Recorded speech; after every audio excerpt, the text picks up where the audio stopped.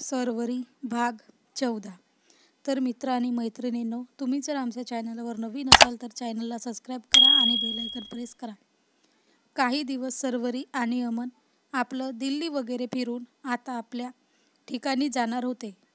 अमन आणि ती आता पुन्हा 9.5 महिन्यानंतर ते दोघे एकमेकांना भेटणार होते। अमनच्या जाण्याची वेळ जवळ आली होती, म्हणून सरू सकाळपासूनच मुसमुसत होती। तिला असं रडताना पाहून तो पटकन तिला जवळ घेतो। सरू, असं करणार आता तू? नको ना रडू, आपण पुन्हा भेटणार आहोत, अमन तिला समजावत म्हणाला। पण तरीही तिला भरून येत होतं, कारण आता त्याची सवय झाली होती तिला। त्याने तिला या वातावरणात कसं वावरायचे शिकवले। तरीही आपल्या माणसासोबत वावरण्यात एक वेगळंच असतं, त्यामुळे ती रडत होती। आपण सोबत नाही राहणार, तुम्ही मला भेटायला पण येणार नाही, म्हणून मला रडू येत आहे, सरू इनोसेंटली रडत अडखळत म्हणाली। ओ, काहीच महिने फक्त, नंतर तू आणि मी सोबतच राहणार आहोत। या स्पर्धेत मला तुझं नाव प्रसिद्ध झालेलं पाहायचं आहे। एक लक्षात ठेव, पुढे कितीही कोणीही काही बोलत असले आणि ते तर वायफळ असेल तर सोडून द्यायचं हा। बाकी जर जास्तच झालं तर तू स्वतः उत्तर द्यायचं, पण मूर्ख लोकांच्या नादी नाही लागायचं, अमन तिला समजावत म्हणाला। कारण या स्पर्धेत प्रत्येकजण काही ना काहीतरी करून एकमेकांना मागे काढण्यासाठी पुरेपूर प्रयत्न करणार होते। मेंटली एकमेकांना त्रास देऊन सगळं काही आपल्याला मिळावे यासाठी देखील त्यांचे प्रयत्न चालू होणार होते। हे अमन जाणून होता, तो या जगाचा खेळ पाहून होता। एकदम हुशार असल्याने तो जाणून होता, पण या विरुद्ध सरू होती, तिला माणसं पटकन समजत नव्हती। आंधळा विश्वास लोकांवर ठेवायची हेच त्याला पटत नसायचे, त्यामुळेच त्याने तिला अगदी चांगल्या प्रकारे व्यवहार ज्ञान शिकवले। म्हणून आता ती थोडीफार व्यवहारी बनली होती। जशास तसे राहावे हे अमनने तिला शिकवले होते। ओके, पण त्या लोकांनी माझ्या नवऱ्याला आणि माझ्या मंगळसूत्रावरून काही बोलले ना, तर मी त्यांना, सरू पुढे काही बोलणार त्याआधीच अमन तिच्या तोंडावर हसून स्वतःचा हात ठेवतो। बस बस, एवढं पण नाही वागायचं बरं, नाही बोलणार तुला कोणी यावरून, अमन हसूनच तिच्या तोंडावरचा हात काढत म्हणाला। आता आपण निघू, मी तुला तुझ्या ठिकाणी सोडतो आणि मग एअरपोर्टला जातो, अमन तिच्यापासून दूर होत बॅग्स उचलत म्हणाला। तशी सरू देखील आपल्या अंगाला स्वतःची साईड पर्स लावते आणि उलट्या हाताने डोळे पुसून स्वतःला नॉर्मल करतच ती त्याच्या मागे चालायला लागते। ते दोघे कारमध्ये बसून एकमेकांसोबत बोलतच आपला शेवटचा क्षण एन्जॉय करत असतात। काही वेळाने अमन सरूला स्पर्धेच्या ठिकाणी सोडतो। सरू स्पर्धेतील जज आणि इतर लोकांना तिच्या नवऱ्याची म्हणजेच अमनची ओळख हसूनच करून देते। त्या दोघांना पाहून ते आनंदी होतात, त्यांना तर अमनचं भरपूरच कौतुक वाटते। अमन सरूला कोणी आसपास नसताना पाहून स्वतःच्या घट्ट मिठीत घेऊन तिच्या ओठांवर ओठ टेकवून तिला फोर्सफुली किस करतो। तशी ती देखील भरल्या डोळ्यांनी त्याला प्रतिसाद देते।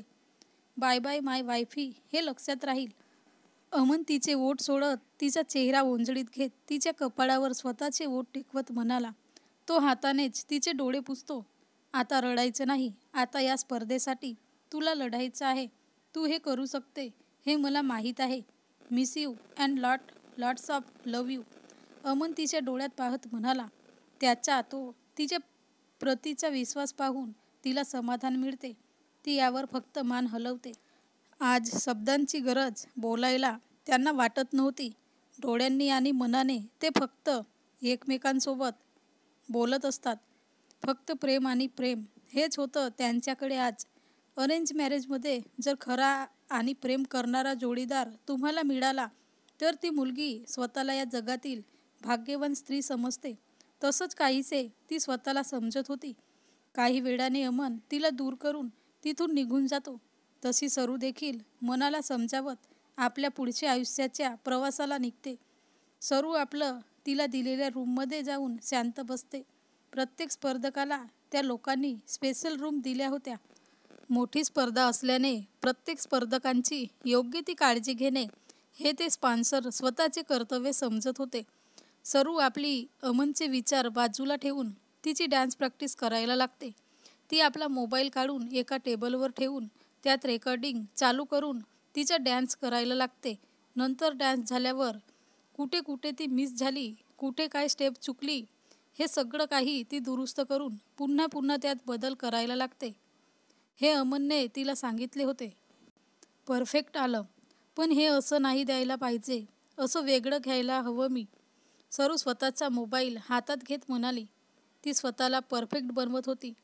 सरू आता दिवस रात्र करून स्वतःला परफेक्ट बनवून या स्पर्धेत उतरणार होती.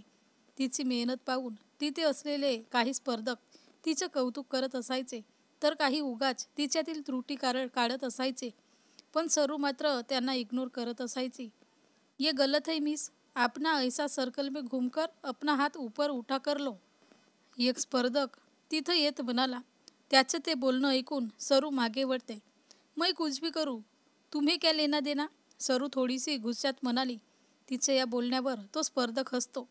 तुम्हें क्या लगता है, ये भरतनाट्यम कथक जैसे क्लासिकल डांस करके तुम यहाँ की ट्रॉफी ले जाओगी, पागल कही की, तो स्पर्धक कुत्सितपणे म्हणाला.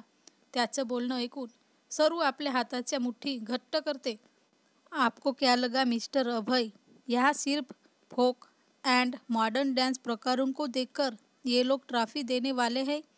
तो आप भी जान लो, यहाँ पर मेहनत और थीम देखी जाती है, ना कि क्लासिकल और मॉडर्न वगैरह. आप अपना देखो, हम अपना देख सकते हैं. सरू अभयला रागाच्या स्वरात म्हणाली. भारतीय कलेचा अपमान कोणी केलेला तिला चालत नव्हता, त्यामुळे तिला राग आला होता. तिचं ते बोलणं ऐकून तो एक वार तिला पाहून रागातच तिथून निघून जातो. तशी सरू पुन्हा आपल्या डान्समध्ये गुंतून जाऊन बेधुंद होऊन डान्स करायला लागते. मिस्टर अभय हा एक दिल्लीचा सरूच्याच वयाचा तरुण मुलगा होता. स्वतःच्या कलेला घेऊन तो गर्व बाळगत असायचा. त्यामुळे तिथं असलेल्या लोकांना तो काहीही बोलून स्वतःला हुशार समजत असायचा. पण यावेळी सरू समोरा गेला, मात्र तिच्यावर काहीच त्याच्या बोलण्याचा फरक पडला नाही. उलट त्याने भारतीय कलेला कमी लेखले म्हणून तिलाच त्याचा थोडा रागच आला. भारतातील कलेला भारताला नाव ठेवलेलं तिला चालत नसायचे, म्हणून ती त्याला तसं सुनावते. तर मित्रांनी मैत्रिणींनो, हा भाग कसा वाटला कमेंटमध्ये सांगा आणि सबस्क्राईब करा.